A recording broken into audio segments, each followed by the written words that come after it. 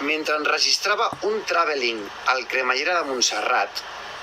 Gelabert es va adonar que el moviment de la lent pel traqueteig del tren creava unes superposicions a la cinta que, un cop visionada, generava un efecte de profunditat. Allò el va portar a investigar per aconseguir rodar films que es poguessin veure en 3 dimensions sense la necessitat d'ulleres, una obsessió que el va acompanyar gran part de la seva vida.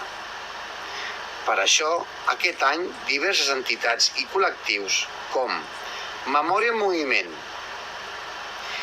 3D Magic Club, La Lleialtat Sencenca i els grups de teatre Lleial l'han volgut homenatjar enregistrant la seva primera pel·lícula, Baralla en un cafè, en una nova versió en 3D.